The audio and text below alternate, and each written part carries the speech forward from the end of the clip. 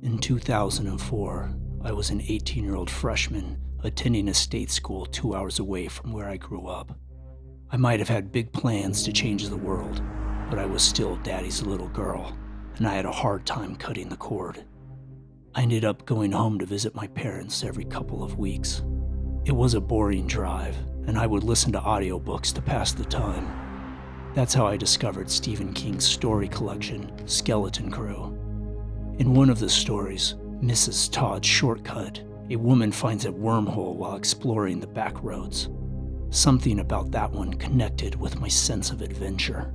It inspired me to take a different route home every time I drove back. It was easy enough at first, but pretty soon I had to scour the map to find new paths from point A to point B. And since I'm submitting my experience to this true horror channel, it goes without saying that one day it all went spectacularly wrong. It started with car trouble. I was on a beautiful dirt road, enjoying the scenery, when my vehicle started vibrating so hard that it was impossible to control. I thought it was a flat tire, something I was capable of fixing, but it wasn't. All 4 tires were fine, which meant I was stuck in the middle of nowhere in need of a taxi and a tow. I was on an agricultural road south of the interstate. I guessed I was 20 miles from the next town and maybe 2 or 3 miles from a road that would take me to the freeway. I'd been on the side of the road for almost an hour and not a single car had passed by. I started packing up my stuff. It was time to start walking. I figured there was a house somewhere on this road where I could ask to use the phone. But as I got out of the car, I could hear an approaching car engine in the distance. I thanked my lucky stars and waved it down. The driver pulled over in front of my car, and a relatively attractive guy in his 20s stepped out. He had me pop the hood and looked at my engine. He stared at it for a long time, and then offered to drive me to a payphone. Despite being good-looking, there was something off about him. I sensed it right away, and I might have declined his offer if I didn't see a photo of a kid hanging from his rearview mirror. The idea of him being a dad overrode my gut instincts, and I accepted. As we drove, he was mostly quiet. We made some small talk, but it felt forced, and it seemed like he refrained from looking me in the eyes. Every time he glanced in my direction, it felt like his focus was on my body and not my face. I suddenly regretted going in a crop top instead of wearing something more conservative. When I saw the turnoff to the interstate, I felt a sense of relief. I looked out at the road and waited for him to slow down, but he didn't. When I protested, he told me the road was under construction and we'd have to take the next one. I looked. There weren't any detour signs, and I pointed that out to him. He shrugged it off, saying he must have got them mixed up and we'd take the next one.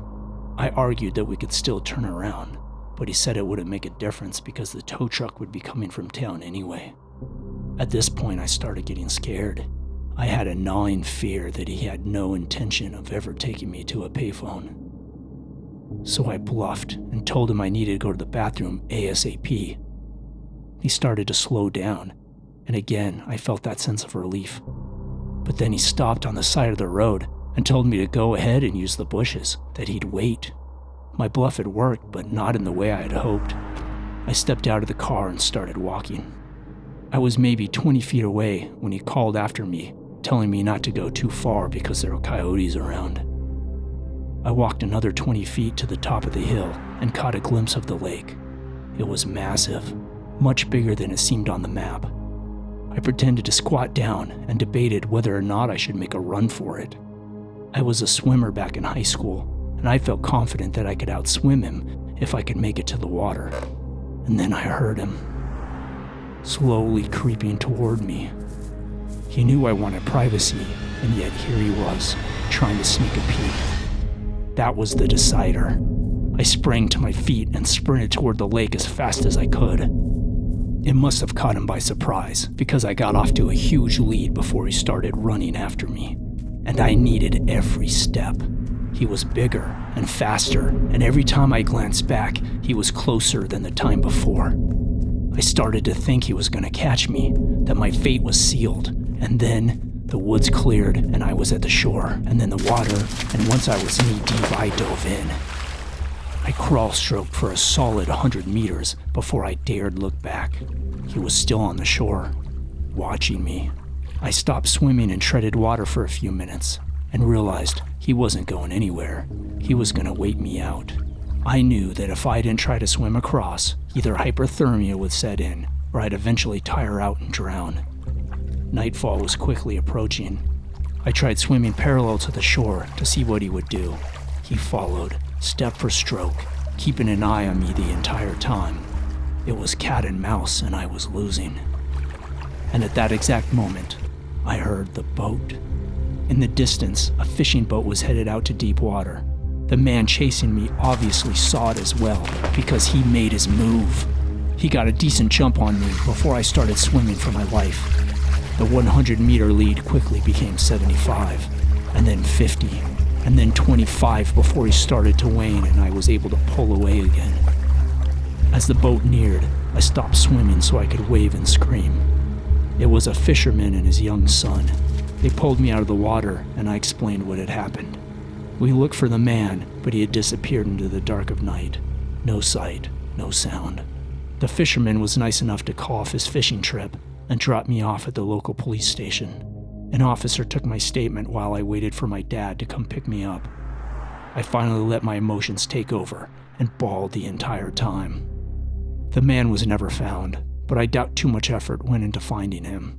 After all, he hadn't committed any crimes. I accepted the ride voluntarily. I wasn't abducted. And since he never caught me, no battery or assault had occurred. I got one of those Nokia brick phones the next day. My car got a new axle a few days later, and I eventually went back to driving home on a regular basis, but never on the back roads. I always took the interstate. I decided to leave the adventuring to Mrs. Todd.